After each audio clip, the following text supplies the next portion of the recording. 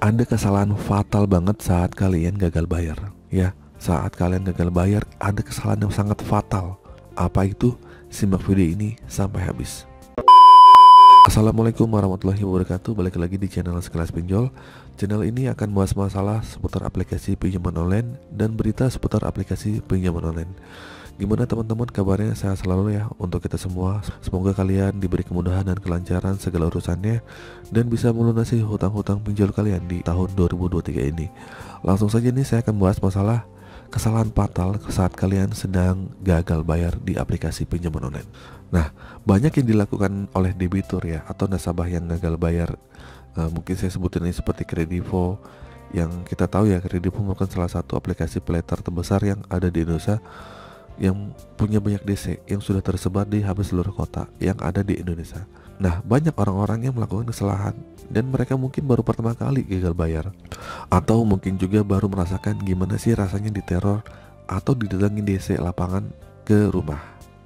Oke, di sini kita akan bahas ya kesalahan fatal yang paling sering dilakukan dan memang ini terkesan biasa aja.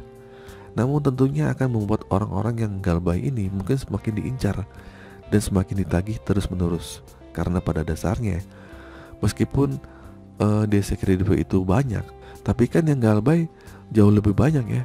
Dan pastikan mereka juga akan menentukan skala prioritas, mulai dari jumlah nominal pinjamannya, dekatnya alamat kalian, mudah apa enggak dijangkau gitu. Dan serta mudah tidaknya kalian untuk dihubungi terus-menerus. Dan terakhir adalah pertimbangan yang paling utama adalah kira-kira debitur atau nasabah ini bagaimana sih gitu kan kemungkinan terbesarnya, atau pertimbangan terbesarnya kira-kira dia bisa membayar hutang apa enggak nih gitu kan.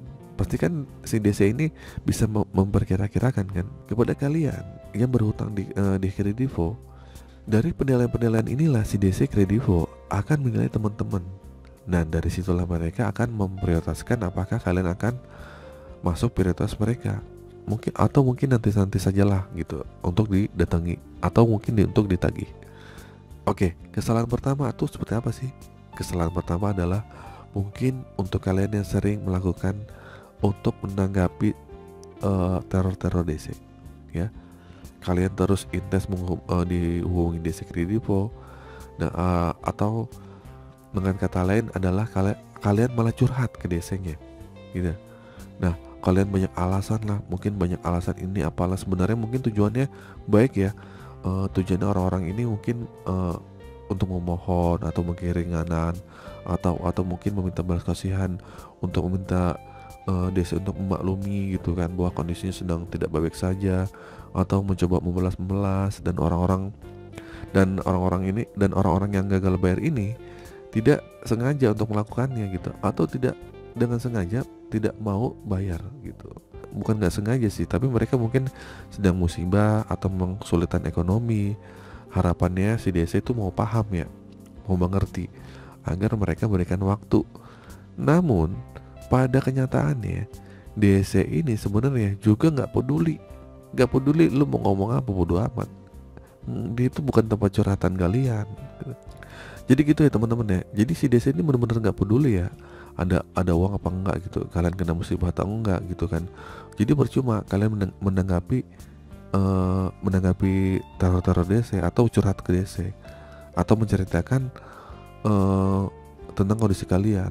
Nah, ini akan menjadi DC akan semakin gencar dan semakin memprioritaskan kalian untuk ditagih terus-menerus. Meskipun mereka tahu ya kalian tidak punya uang gitu, karena mereka pikir ini adalah titik lemah kalian. Ya, begitu ya teman-teman ya. Terus akhirnya si DC ini punya strategi mereka, yaitu selanjutnya adalah mendorong kalian untuk mencari dana talangan, atau ngajarin kalian bagaimana kalian itu bisa pinjam ke tempat lain, atau dengan kata lain kalian disuruh untuk gali lubang tutup lubang dan kalian bisa bayar ke tempat mereka gitu, maksudnya gitu. Karena pada dasarnya si DC ini nggak peduli dan nggak penting banget gitu kan. Target mereka adalah pelunasan utang kalian gitu, untuk segera mereka terrealisasi, karena mereka nanti kan akan ada poin kan. Nah teman-teman, jadi pada dasarnya kalian tidak perlu bingung, kalian tidak perlu menanggapi setiap chat-chat atau telepon-telepon dari DC. cukup sekali aja. Nah ini warning ya buat kalian yang baru pertama kali gagal bayar. Pokoknya cukup sekali aja ya gitu kalian menanggapinya gitu. Untuk kalian yang baru awal-awal mungkin panik, atau nggak usah dibalas sama sekali. Nah jangan sedikit ditanggupin, sedikit bilang iya saya nggak ada pak, saya tuh lagi kayak gini. Nggak perlu kalian curhat seperti itu ya. Kecuali kalau kalian memang sudah paham ya, sudah ngerti cara main DC, kalian mau hubungi kalian kayak atau telepon balik gitu ya bodo amat gitu kan. Atau kita yang telepon balik DC, kita yang ngerjain DC gitu ya, terserah, pokoknya terserah kalian.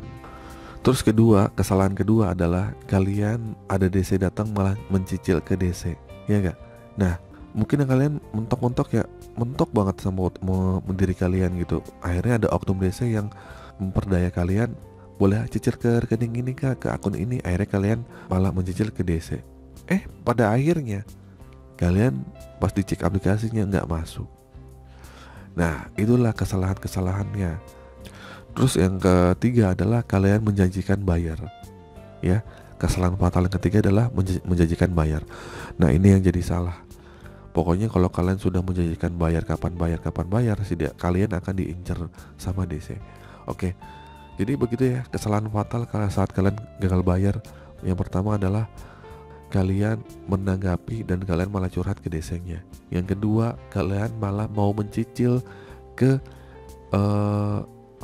DC-nya, ya, itu salah. Yang ketiga adalah kalian menjanjikan bayar. Terus bagaimana biar nggak salah lagi? Caranya saat kalian ditagih oleh DC pinjol, tetap tenang, diam aja, nggak usah dibalas. Kalau kalian emang nggak punya uang, ya, ngapain punya uang? Ngapain kalau nggak punya uang kalian sok-sok balas atau sok-sok menanggapi? DC tuh nggak peduli sama kalian yang punya uang atau enggak. Oke, itu saja teman-teman video kali ini. Semoga video ini bermanfaat. Akhir kata, assalamualaikum warahmatullahi wabarakatuh.